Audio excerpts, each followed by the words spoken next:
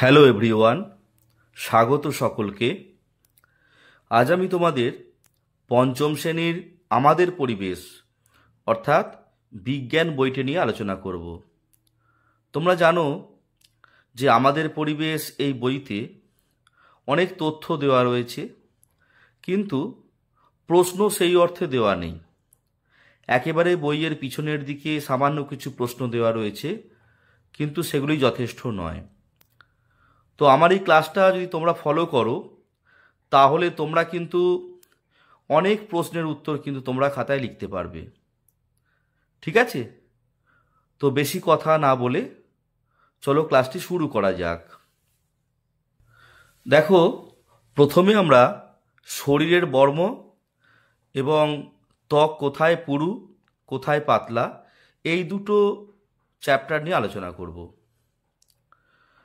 এখানে মোট 16টি প্রশ্ন আছে। এই 16টি প্রশ্ন যদি খুব ভালো করে রপ্ত করে নাও, আশা করি এই দুটো চ্যাপ্টার থেকে তোমরা সব প্রশ্নের উত্তর লিখতে পারবে। ঠিক আছে? দেখো, প্রথমে 1 নম্বর প্রশ্নে বলা আছে, আমাদের শরীরের বর্ম কোনটা?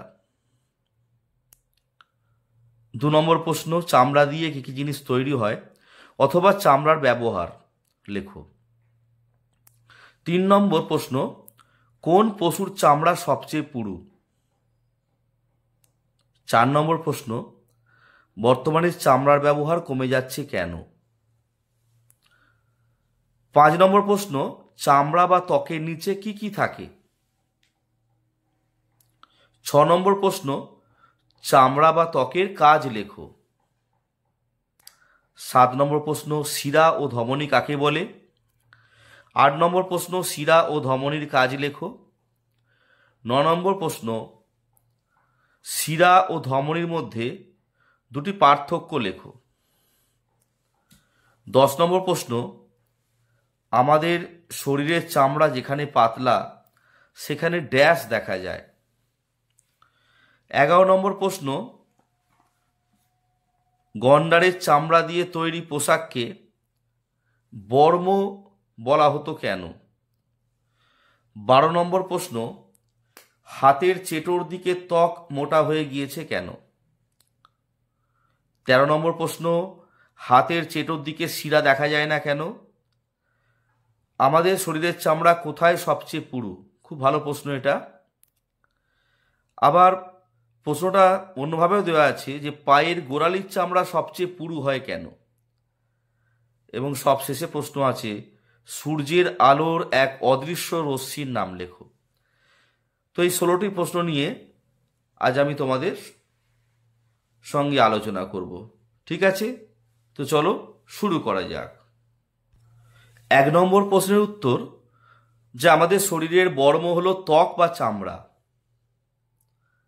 আচ্ছা, চামড়া দিয়ে কি কি জিনিস তৈরি হয় বা চামড়ার ব্যবহার? দেখো, চামড়া দিয়ে ব্যাগ, জুতো, বেল্ট, তবলা, ঢাক, ডুগডুগি ইত্যাদি তৈরি হয়।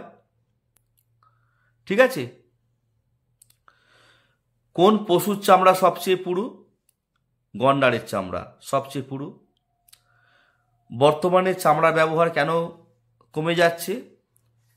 দেখো, বর্তমানে মানুষ চামড়ার ব্যবহার কমাচ্ছে। পশুরা তো মারা পড়েই, তার সঙ্গে চামড়ার বেশি ব্যবহারে পরিবেশ দূষিত হয়। চামড়া কারখানা নোংরা পড়ে জল নষ্ট হয়, বাতাস দূষিত হয়, বাতাসে প্রচুর দুর্গন্ধ ছড়ায়। এর কারণে আস্তে আস্তে চামড়ার ব্যবহার কমাতে হয়েছে। আমাদের ত্বক বা চামড়ার নিচে কি কি থাকে? লিখবে, ত্বক বা চামড়ার নিচে থাকে মাংসপেশি, নার্ভ, শিরা, ধমনী ইত্যাদি। ত্বক বা চামড়ার কাজ লেখো, একটা প্রশ্ন আছে। যখন এরকম প্রশ্ন পড়বে, ত্বক বা চামড়ার কাজ লেখো, তখন তোমরা লিখবে ত্বক বা চামড়ার কাজ লিখে কোলন দেবে। এই অংশটুকু কালো কালিতে লিখতে পারো, দিয়ে বাকি অংশটুকু নীল কালিতে লিখতে পারো, তাহলে আরও খাতার সৌন্দর্য বাড়বে। এবং দেখো, রোমান হরফ 1, 2, 3টে পয়েন্ট করা রয়েছে, অর্থাৎ ত্বক বা চামড়ার কাজ লিখে কোলন দিয়ে 1 নম্বর, 2 নম্বর, 3 নম্বর 3টে পয়েন্ট করা রয়েছে। এক নম্বর কি, ত্বক বা চামড়ার নিচে মাংসপেশি, নার্ভ, শিরা, ধমনী থাকে, ত্বক এদের বাঁচায়, নইলে সামান্য আঘাতেই রক্ত পড়তো। আচ্ছা, নাম্বার 2, ত্বক বা চামড়া সূর্যের আলোর অতিবেগুনি রশ্মি থেকে আমাদের রক্ষা করে। আর নাম্বার 3, ত্বক বা চামড়া আমাদের মাংসপেশিকে রোগ জীবাণুর হাত থেকে বাঁচায় বা আক্রমণ থেকে রক্ষা করে। ঠিক আছে, তো চলো পরবর্তী প্রশ্নের উত্তরে যাওয়া যাক। দেখো 7 নম্বর প্রশ্নে ছিল শিরা ও ধমনী কাকে বলে। এর উত্তর কিন্তু বইতে খুঁজবে, ভালোভাবে পাবে না। খুব হালকা করে বোঝানো আছে, কিন্তু আমার মনে হয় সেই উত্তরটা যথোপযুক্ত নয়। তোমাকে যদি শিরা বা ধমনী কাকে বলে বা শিরা বা ধমনীর সংজ্ঞা লেখো এই প্রশ্নটি পড়ে, তাহলে তার উত্তর তুমি কিভাবে লিখবে? দেখো, শিরা লিখে কোলন দেবে। আমি আবারও বলছি, শিরাটা কালো কালিতে লিখলে খুব ভালো হয়, বাকিটা নীল কালি ঠিক আছে। যে রক্তবাহের মাধ্যমে সারা দেহ থেকে রক্ত হৃৎপিণ্ডে ফিরে আসে তাকে বলে শিরা। আর ধমনী, যে রক্তবাহের মাধ্যমে হৃৎপিণ্ড থেকে রক্ত সারা দেহে ছড়িয়ে পড়ে তাকে ধমনী বলে। এই উত্তরটা লিখলে তুমি পুরো নম্বর পাবে। ঠিক আছে, চলো পরবর্তী উত্তরে যাওয়া যাক। 8 নম্বর প্রশ্নে আছে শিরার কাজ এবং ধমনীর কাজ লেখো। দেখো, শিরার কাজ লিখে কোলন দেওয়া হয়েছে। শিরার মাধ্যমে রক্ত সারা দেহ থেকে হৃৎপিণ্ডে ফিরে আসে। ধমনীর কাজ কি? ধমনীর মাধ্যমে রক্ত হৃৎপিণ্ড থেকে সারা দেহে ছড়িয়ে পড়ে। ঠিক আছে, এইটুকুই উত্তর। 9 নম্বর প্রশ্ন ছিল শিরা ও ধমনীর পার্থক্য লেখো। যখন পার্থক্য পড়বে তখন কিন্তু স্ট্রাকচার তৈরি করবে। দেখো, প্রথম থেকে উত্তর লেখার কৌশলটা যদি আয়ত্ত করতে পারো তাহলে পরবর্তীকালে তোমাদের উত্তর লিখতে কোনো সমস্যা হবে না। কিভাবে উত্তর লিখবে তুমি? প্রথম কথা, 9 দাগ দিয়ে দেখো লেখা হয়েছে শিরা ও ধমনীর পার্থক্য। এই যে খাতাটি আমি তোমাদেরকে দেখাচ্ছি, এর উত্তরগুলো সব আমি লিখিয়েছি একটি মেয়েটি বর্তমানে ক্লাস 7-এ পড়ে, ফার্স্ট গার্ল, একটা গার্লস স্কুলের। তো তার 5-এর খাতা, সে যখন 5 থেকে 6-এ ওঠে তখনও ফার্স্ট হয়েছিল। তো কিভাবে উত্তরটা লিখতে হয় তোমরা যদি একটু অনুধাবন করো, তোমরা কিন্তু নম্বর যথেষ্ট পাবে, এই বিশ্বাস আমার আছে। দেখো, স্ট্রাকচারটা করা হয়েছে পেন্সিল দিয়ে, উড পেন্সিল দিয়ে স্ট্রাকচারটা তৈরি করা হয়েছে, করে বাঁদিকে শিরা, ডান দিকে ধমনী লেখা হয়েছে। এবং লাইন দেখো, 1, 2, 3টে লাইন টানা হয়েছে। শেষে একটা লাইন টেনে দেওয়া হয়েছে শেষ হওয়ার পর। একটু বাড়তি হয়ে গেলে রাবার দিয়ে মুছে দেওয়া যাবে। ধরো এই লাইনটা একটু বেশি হয়ে গেছে, তুমি রাবার দিয়ে মুছতে পারবে, মুছে যতটুকু হলো দিয়ে লাইনটা তুমি টেনে দিতে পারবে। ঠিক আছে, এভাবেই পার্থক্য কিন্তু লিখবে। 1 নম্বর লেখা হয়েছে শিরার মধ্য দিয়ে রক্ত সারা দেহ থেকে হৃৎপিণ্ডে ফিরে আসে, ধমনীর মধ্য দিয়ে রক্ত হৃৎপিণ্ড থেকে সারা দেহে ছড়িয়ে পড়ে, অর্থাৎ বিপরীত ডিরেকশন। ঠিক আছে। নাম্বার 2, শিরার স্পন্দন নেই, ধমনীর স্পন্দন আছে। তোমরা জানো যে ডাক্তারবাবুরা আমাদের পালস দেখেন, ধমনীর স্পন্দন দেখেন, তো সেটা কিন্তু ধমনীর স্পন্দন আছে, শিরার কিন্তু কোনো স্পন্দন নেই, একটা ভালো পার্থক্য। নাম্বার 3, শিরার কপাটিকা আছে, ধমনীর কপাটিকা নেই।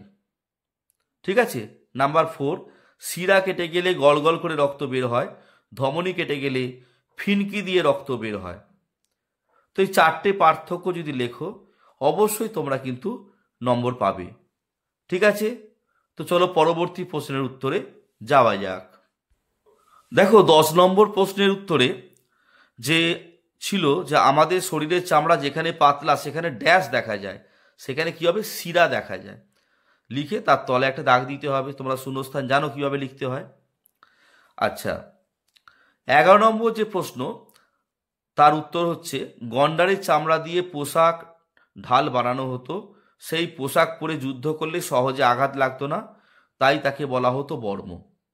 ঠিক আছে।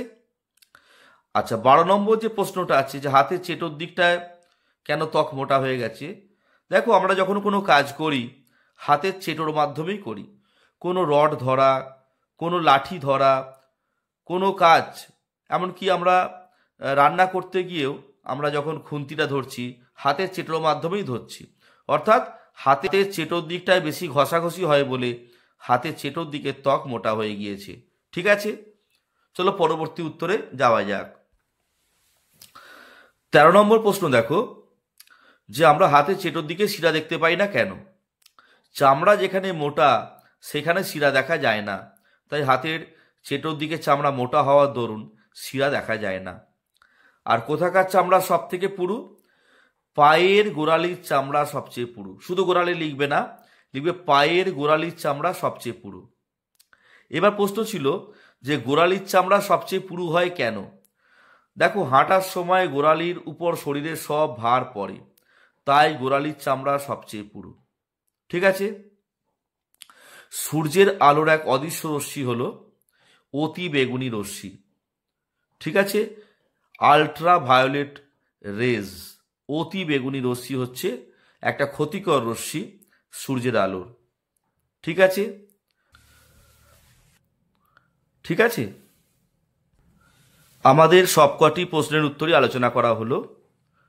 তোমাদের এই উত্তরগুলো কেমন লাগলো আমাকে জানাবে এবং চ্যানেলটি অবশ্যই সাবস্ক্রাইব করবে, পাশে থাকা বেল আইকনটিকে প্রেস করে দেবে, যাতে নিত্য নতুন এইরকম ভিডিও আপলোড করার সাথে সাথেই তোমাদের কাছে খুব সহজেই সবার আগে পৌঁছে যায়।